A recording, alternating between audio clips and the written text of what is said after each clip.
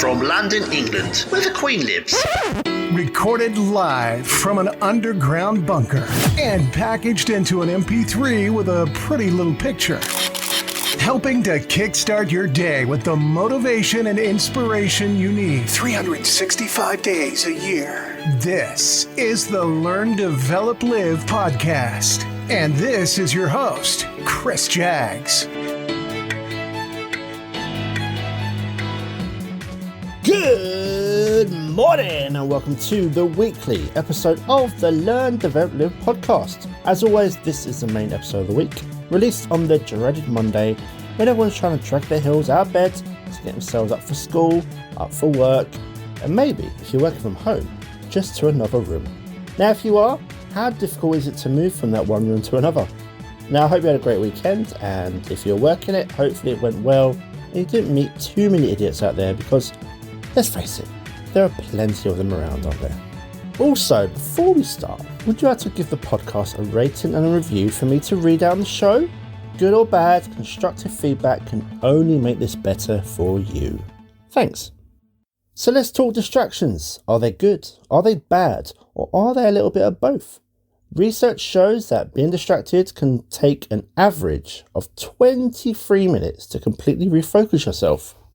Distractions can be anything at all. It could be an email notification in the middle of a project, a text during a meeting, or hang on, what about that interesting social media post that just popped up?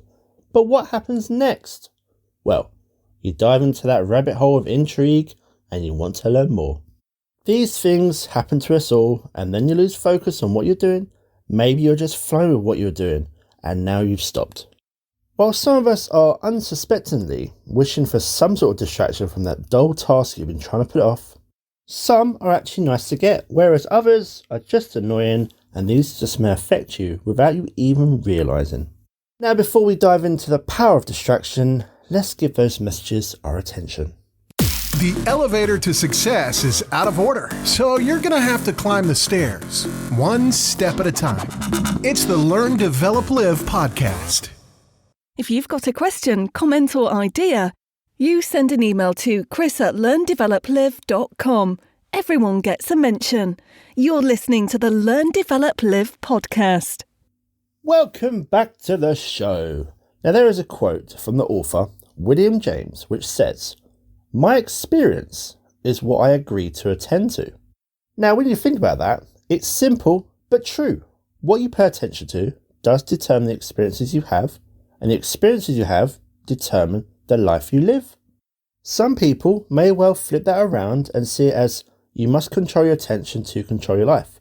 Today, in a world where so many experiences are blended together, where we can work from home, or a train, or even on the beach if you've got Wi-Fi, of course, you can answer your front door from your phone. And this is another example that there are so many distractions waiting for you to unlock your phone yet again. They are waiting, and they are ready to strike. Okay, so we've had that distraction. How can we go about building and getting you back with your focus? Now, for some people, passing distractions never seem to cost them much time. They'll take 30 seconds or a minute to look at their phone, or maybe a few minutes just to scroll through Facebook or Instagram to see someone's random photo of their lunch. Yay! Then they'll return to work, no problem. Now, not everyone falls under that category, and you may be in the extreme minority, as a recent study showed that 90% of employees have admitted to using social media during work hours. Ooh.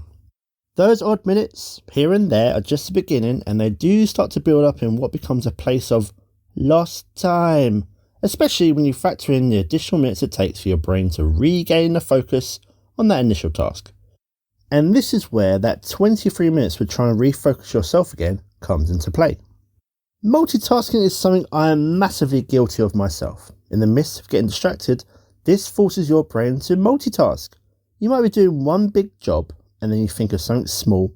You know, that nice and easy thing that needs to be completed as well, and just do it quickly before returning to the main job.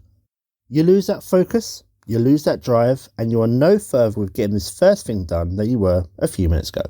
That little job was competing for your attention, and it won! Unsurprisingly, there is some science behind why multitasking can mess up your original mission. Now, when you learn new information while multitasking, that brand new info can get sent to the wrong part of the brain. So while you might believe you're paying attention in a meeting, while reading up on the brand new brief at the same time, the chance of remembering much is actually very slim. Switching between different tasks can actually disorientate you or even tire you out due to the brain needing to consume even more oxygenated glucose during every task changeover. The end result is a stress hormone called cortisol being produced by the brain. This will lead you to feel irritable and even aggressive. Now, social media was always going to get a mention here because it is probably the worst distraction for most people. Most modern distractions have the potential to occupy far more than just a few minutes of our time. Social media apps are the best example of the modern day distraction, and they're designed to be addictive. The more you use them, the more information you get. But realistically, you don't ever finish with the constant scrolling through update after update unless you have very few people connected to your media account. I was late getting into the world of Twitter long before I started coaching, and I added celebrities, sports people, teams, companies that I liked to keep up to date. But, of course, there was no end to the constant scrolling through every single update, and eventually you just end up with sore thumbs. Now, a quick look at your newsfeed can lead you into social media rabbit hole, and maybe if you're lucky, 20 minutes later, you'll realise, oh, I'm still scrolling. If you want to become consistently productive and manage the stress levels better, we all need to get better with our own attention management, a skill that is worth trying to master. To get the best out of your own attention management, you need to learn how to control your distractions, find your flow, focus on what's in front of you, and become present in every moment. If you can recognise what steals your attention or even may tempt you, you need to shut them away, take them out of your attention span, cut the distractions, and you can focus your attention to where it should be. Your attention versus your reality is a great way of seeing just how well your attention span dealt with your day. And you might start the day with a big list of things you need to do and you want to do. We all know that the day has its own plan, and it will throw random things at you as and when it wants. Now, this sort of thing can be expected, but something you can control is your own attention span. Leading the team while coaching and mentoring them to give them the support they need to do their role and encourage their own growth is one way a leader of a business might want to spend their day, and that's how they want it to happen. But it's very rarely that it will happen like this. Instead, the reality is they spend a lot of the day answering emails, firefighting with things that have gone wrong by others, and that shiny coaching plan for each of his team still gathering dust in the same place on their desk that they put it in the first place. You can have every great intention, but the reality is mostly never quite the same. It is possible that attention management can help you choose what your mind attends to. Fighting those distractions can help you and your productivity throughout the day, and this will skyrocket.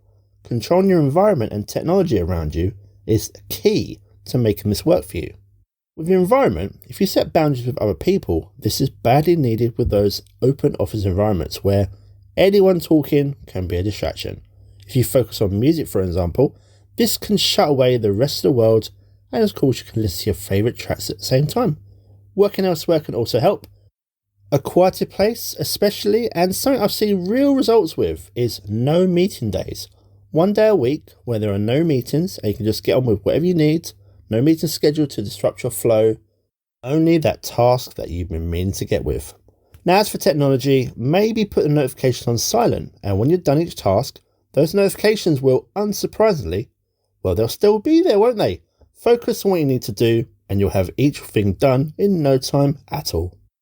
Learning to control your own behaviour will have massive benefits to you. Cut the multitasking and focus on one thing at a time. Take a well-earned break every so often to refocus your own minds before smashing apart the next thing on your list. Learning how to control your own things can be the biggest distraction of them all. Everyone's mind will begin to wander, and this is how the human mind works. Having an ideas pad by your side is a great way of making note of that brand new, fresh, great idea you've had, without, of course, losing it. Practicing any part of your attention management will not eliminate distractions from your day, but as you start to recognise when you do become distracted and you build up your attention muscle through the habits just mentioned, you can start to reclaim your life and devote more of yourself to what's really important to you. Don't allow distraction to derail your aspirations and your intentions.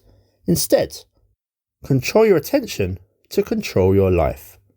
Now, of course, there is always going to be a flip side, isn't there? Some distractions are actually good for you. Now, being able to pull yourself away from a task can give your brain some much needed time to just decompress and refocus. There's a reason we tend to come up with our best ideas when we're actually bored or otherwise unoccupied. The brain has more freedom, it has more leisure to wander to brand new places, just tinker with problems that exist in the background. If you're specifically using distractions to help your brain refocus and possibly de-stress for a moment, you can actually get some value from your distractions. Despite some potential benefits, i.e. when your distractions are fully under your control, for the most part, distractions are sadly damaging your productivity and in multiple ways. Now, if you want to improve your overall output and distress in the meantime, your best option is to limit your distractions by turning off notifications, schedule your breaks, stay more disciplined with sites and apps that are likely to steal your attention, and communicating to those wonderful co-workers that you work with every day so you can focus on your own day. Now, on a side note, if you are looking for some direction in life, or you just want to learn more about how to cut distractions, drop me a line. You can email me, chris@learndeveloplive.com. And of course, my calendar is always open to you over at ldlcall.com. You can book your very own 30-minute LDL power call and we can start to level you up today. Oh, and keep the credit card locked up. This is no sales pitch. We're just going to have a great conversation about how we can help you grow. So let's speak soon. Have yourself a great week. And I'll be back tomorrow with more. Want some more motivation? Yes. Stay tuned to the Learn, Develop, Live podcast, and that Chris guy will help you out. Goodbye. What? It's over already? All over. Thank you for listening to the Learn, Develop, Live podcast. I hope you feel as warm, motivated, and fuzzy inside as I do. You can connect with Chris at LearnDevelopLive.com or on Facebook, Instagram, or Twitter. I won't say goodbye. I'll just say until we meet again. Until next time, join the motivation. Motivation.